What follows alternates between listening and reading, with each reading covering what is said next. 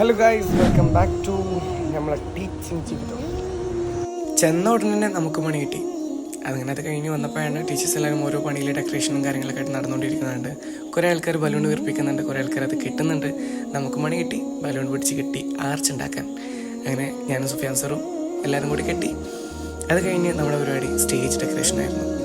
സ്റ്റേജിൻ്റെ flux കെട്ടി stage മനോഹരമാക്കി. KG teachers അവരുടെ class വളരെ മനോഹരമായിട്ട് ബലൂണൊക്കെ വെച്ച് നല്ല ഭംഗിയൊക്കെ ഇട്ടുണ്ടായിരുന്നു. റൈസറുടെ കാലിഗ്രഫി വളരെ മനോഹരമായിട്ട് തന്നെ പുള്ളിക്കാരൻ ക്ലാസ്സിൽ നല്ല രീതിയിൽ ബോർഡിൽ എഴുതി കൊടുത്തു. അടുത്തത് പായസത്തിൻ്റെ ടെസ്റ്റിംഗ് ആണ്. പായസം കൊടുക്കുന്നുണ്ട് എന്ന് പറഞ്ഞപ്പോൾ തന്നെ ആദ്യം നമ്മൾ ചെന്നു. എന്നിട്ട് നമ്മൾ ക്ലാസ് എടുത്ത് കുടിച്ചു, ടെസ്റ്റ് ചെയ്തു. സുഫിയാൻ സാറ് ചൂടുകൊണ്ട് ആറ്റി കുടിക്കണം കേട്ടോ. അങ്ങനെ പരിപാടി തുടങ്ങിയപ്പോഴാണ് അറിഞ്ഞത് ചെയർ കുറവുണ്ട്. വേഗം ഞാൻ സുഫിയാൻ സാറും നവാസ്കയും ഇസ്മായിൽക്കയും കൂടി ചെടി കുറച്ച് ചെയർ കൊടുന്നു. അടുത്ത പരിപാടി ജൂൺ 5 ആയതുകൊണ്ട് തന്നെ കുട്ടികളെ കൊണ്ടൊരു രചനാ മത്സരം ഉണ്ടായിരുന്നു. ആ സമയത്ത് കുട്ടികൾക്ക് പായസം കൊടുത്തു. ആ സമയത്ത് നമ്മൾ വീണ്ടും ഒന്നുകൂടി ഒരു ക്ലാസ് കൂടി കുടിച്ചു. അങ്ങനെ KG കുട്ടികളുടെ വെൽക്കം പ്രോഗ്രാമായിരുന്നു അടുത്തത്. ഓരോരുത്തരായിട്ട് വെൽക്കം ചെയ്തു. അവരുടെ ബലൂൺ പിടിച്ചാണ് സുഫിയാൻ സാർ കുറച്ച് നടന്നു. പിന്നെ കുട്ടികളുടെ കയ്യിൽ നിന്ന് അവരുടെ ചിത്രങ്ങളെല്ലാം വാങ്ങി ഓരോരുത്തരായിട്ട് അവരുടെ ചിത്രങ്ങളെല്ലാം കൊണ്ടുവന്ന് തന്നു.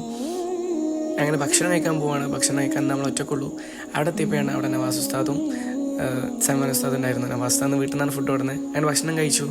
അടുത്തത് നമ്മുടെ കുട്ടികളെയും കൊണ്ട് നമ്മൾ നേരെ ന്യൂ ബ്ലോക്കിലേക്ക് പോവാണ്. കാരണം അവിടെ ഒരു അസംബ്ലി ഉണ്ട്. കുട്ടികളെല്ലാവരും കൂടി പരിസ്ഥിതിൻ്റെ ഒരു തെയ്യം നട്ടു. അതിനുശേഷം അസംബ്ലി തുടങ്ങി. ഓരോരുത്തരായിട്ട് പാട്ടും പ്രസംഗവും അതുപോലെ ഒക്കെ ആലപിക്കാൻ തുടങ്ങി. അതിനുശേഷം നമ്മുടെ മാനേജർ ചെറിയൊരു ഉപദേശം കൊടുത്തു. പിന്നെ നമ്മുടെ പ്രിൻസിപ്പൽ സാർ സംസാരിച്ചു. പിന്നെ അശ്വിനി മിസ്സും പിന്നെ ഞമ്മളും ചെറുതായിട്ടും സംസാരിച്ചിട്ടുണ്ട്. വീഡിയോ കിട്ടിയില്ല. ഓക്കെ ബൈ, നാളെ കാണാം.